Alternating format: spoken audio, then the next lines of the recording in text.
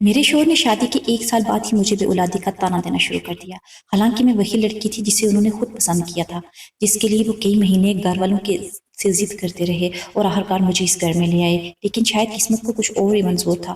وقت کے ساتھ ساتھ میرے شوہر کے لہجے بدلنے لگے تھے، پہلے جو آواز محبت سے میرا نام لیتی تھی، اب وہی آواز طنز اور غصے میں ڈل چکی تھی۔ 1 سال ہو گیا ہے، تم نے ابھی تک مجھے اولاد کی خوشبو تک نہیں دی۔ یہ جملہ میرے دل کو ہر بار زخمی کر دیتا تھا۔ میں خاموش رہتی کیونکہ میں سمجھتی تھی کہ شاید یہ غصہ وقتی ہے، شاید وہ پریشان ہیں، لیکن وہ غصہ دن بدن بڑھتا جا رہا تھا۔ بات بات پر جھگڑا، چھوٹی چھوٹی باتوں پر طنز اور ہر وقت ایک ہی طعنا، تم سے کچھ نہیں ہو سکتا۔ میں راتوں کو اکیلے روتی تھی اور خود کو سمجھاتی رہتی تھی کہ سب ٹھیک ہو جائے گا، لیکن کچھ بھی ٹھیک نہیں ہو رہا تھا۔ میرے شوہر اب مجھ سے دور ہونے لگے تھے، وہ گھر دیر سے آتے، وہ آ کر سیدھا اپنے کمرے میں چلے جاتے، نہ میرے ساتھ بیٹھتے، نہ کھانا کھاتے، نہ بات کرتے۔ مجھے لگتا تھا جیسے میں اس گھر میں اکیلی رہ گئی ہوں۔ ان کا فون ہر وقت ہاتھ میں رہتا تھا، رات دیر تک کسی سے باتیں کرتے رہتے تھے، مسکراتے ہوئے میسج کرتے رہتے تھے اور میری موجودگی کو مکمل نظر انداز کر دیتے تھے۔ میرا دل شک کرنے لگا تھا کہ شاید کوئی اور عورت، لیکن میں فوراً خود کو روک لیتی، نہیں وہ ایسے نہیں ہو سکتے، شاید وہ اولاد نہ ہونے کی وجہ سے پریشان ہیں۔ میں خود کو جھوٹی تسلی دیتی رہی۔ ایک رات سب کچھ معمول سے ہٹ کر تھا، میرے شوہر فون پر کسی سے بات کر رہے تھے، ان کی آواز آہستہ تھی لیکن لہجہ بہت نرم تھا۔ میں نے آہستہ سے ان کے قریب جا کر کہا، کس سے بات کر رہے ہو اتنی رات کو؟ میرے سوال پر وہ فوراً گھبرا گئے اور فون بند کر دیا۔ یہ پہلا لمحہ تھا جب مجھے یقین ہونے لگا کچھ غلط ہے۔ وہ مجھ پر غصہ کرنے لگے، تمہیں کیا ضرورت ہے میری پرائیویسی میں آنے کی؟ ان کے الفاظ میرے دل میں تیر کی طرح لگے اور اس رات کے بعد میرا سکون ختم ہو گیا۔ میں ہر وقت سوچتی رہتی کون ہے جس سے وہ چھپ کر بات کرتے ہیں۔ میں نے آہستہ آہستہ ان کی ہر حرکت پر نظر رکھنا شروع کر دی۔ وہ فون چھپانے لگے تھے، بات کرتے وقت کمرے سے باہر چلے جاتے تھے اور جب بھی میں قریب آتی وہ موضوع بدل دیتے تھے۔ ایک دن وہ نہاتے ہوئے فون کمرے میں چھوڑ گئے، میرا دل تیزی سے دھڑکنے لگا۔ یہ وہ لمحہ تھا جس کا مجھے ڈر بھی تھا اور انتظار بھی۔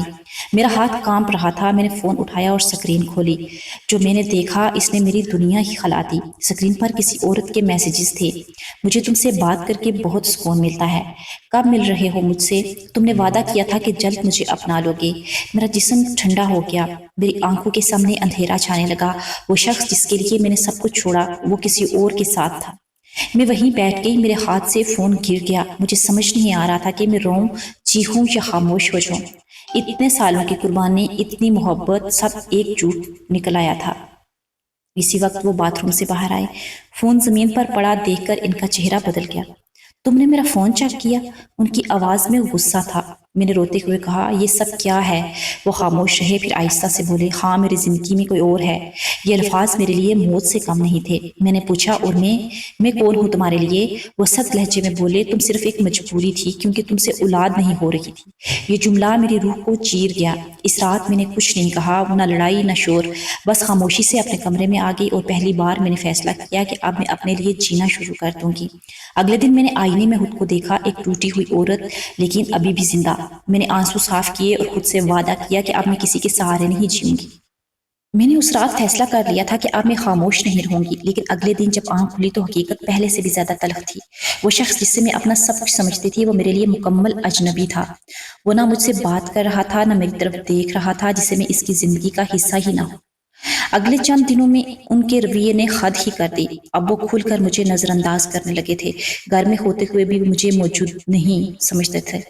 اگر میں کچھ پوچھتی تو جواب نہیں دیتے تھے، اگر میں کھانا پوچھتی تو کہتے مجھے تم سے کوئی بات نہیں کرنی۔ یہ الفاظ اب روز کا معمول بن چکے تھے، اور سب سے زیادہ تکلیف دہ بات یہ تھی کہ وہ عورت جس سے وہ بات کرتے تھے اب اس کی زندگی کا حصہ بن چکی تھی۔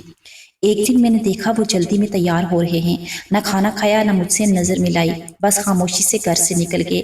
میرا دل زور زور سے دھڑکنے لگا۔ میں نے فیصلہ کیا، آج سچ جان کر رہوں گی۔ میں بھی ان کے پیچھے نکل گئی۔ وہ ایک کافی شاپ کے سامنے جا کر رکے، میں دور سے چھپ کر دیکھ رہی تھی۔ پھر وہ لمحہ آیا، ایک عورت اندر سے نکلی، خوبصورت، پر اعتماد، اور اس کے چہرے پر عجیب سا سکون تھا۔ میرا شوہر اس کے پاس گیا، وہ دونوں نے ایک دوسرے کو ایسے دیکھا جیسے برسوں سے جانتے ہوں۔ میری آنکھوں کے سامنے میری دنیا دوبارہ ٹوٹ رہی تھی۔ میں گاڑی کے پیچھے کھڑی تھی، میری آنکھوں سے آنسو خود بہت گر رہے تھے۔ میں سمجھ نہیں پا رہی تھی کیا میں اتنی بری تھی، کیا میری کوئی قیمت نہیں تھی، یا میں صرف ایک مجبوری تھی۔ جب وہ گھر واپس آئے تو میں نے خود کو مضبوط کیا۔ اس رات میں نے پہلی بار اسے سیدھا سوال کیا، تم اس عورت سے کیا تعلق رکھتے ہو؟ وہ تھوڑا سا خاموش ہوئے، پھر ٹھنڈے لہجے میں بولے، میں اب اس سے شادی کرنے والا ہوں۔ یہ جملہ میرے لیے قیامت تھا۔ میں کانپ گئی اور میں اور سخت لہجے میں وہ بولے، تمہارے ساتھ تو ویسے بھی کچھ نہیں ہو رہا، تم خود سمجھ جاؤ۔ یہ الفاظ میرے اندر کچھ توڑ گئے، لیکن اس بار میں خاموش رہی۔ میں نے اونچی آواز میں کہا، میں کوئی چیز نہیں ہوں جس سے جب چاہا رکھ لیا اور جب چاہا پھینک دیا۔ وہ حیران ہو گئے کیونکہ پہلی بار میں نے آواز اٹھائی تھی۔ اگلے دن میں اپنے والدین کے گھر چلی گئی اور سب کچھ بتا دیا۔ میرا باپ خاموش رہے، لیکن ماں کی آنکھوں میں آنسو تھے۔ انہوں نے کہا، ہم تمہارے ساتھ ہیں۔ کچھ دن بعد وہ میرے گھر آئے اور غصے سے بولے، واپس آ جاؤ ورنہ میں تمہیں چھوڑ دوں گا۔ لیکن اس بار میں بدل چکی تھی۔ میں نے کہا، تم پہلے ہی مجھے چھوڑ چکے ہو۔ عدالت کے کاغذات تیار ہونے لگے، طلاق کا عمل شروع ہوا۔ وہ شخص جو کبھی میری دنیا تھا اب صرف ایک نام بن چکا تھا۔ وقت گزرتا گیا، میں نے اپنی زندگی دوبارہ شروع کر لی۔ آہستہ آہستہ میں نے خود کو سنبھالا۔ میں نے سیکھا کہ کسی ایک شخص کی بے وفائی میری پوری زندگی نہیں روک سکتی۔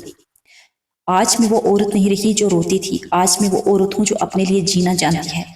اور اگر کوئی مجھ سے پوچھے سب سے بڑا سبق کیا ملا تو میں کہوں گی، خود کو کبھی کسی کے رحم و کرم پر مت چھوڑنا۔ طلاق کے کاغذات پر دستخط ہوئے چند ہی دن گزرے تھے، لیکن میری زندگی میں سکون نہیں آیا تھا۔ سکون تو شاید اس دن ہی مر گیا تھا جب میں نے پہلی بار حقیقت دیکھی تھی۔ اب میں ایک ایسے موڑ پر تھی جہاں نہ میں پیچھے جا سکتی تھی نہ ہی آگے، اور نہ ہی پہلے جیسا سب کچھ بھلا سکتی تھی۔ میں اپنے والدین کے گھر رہ رہی تھی، خاموشی تھی، لیکن یہ خاموشی سکون والی نہیں تھی۔ یہ وہ خاموشی تھی جس میں سوال چیخ رہے تھے، کیا میں ناکام تھی؟ کیا میں واقعی کمزور تھی؟ کیا محبت یہی ہوتی ہے؟ راتیں سب سے زیادہ مشکل تھیں جب سب سو جاتے اور میں جاگ کر صرف سوچتی رہتی۔ ایک دن میں نے سوشل میڈیا کھولا اور وہی میری نظر رک گئی۔ میرا سابق شوہر اس عورت کے ساتھ تصاویر پوسٹ کر رہا تھا۔ کیپشنز میں لکھا تھا، نئی زندگی کا آغاز۔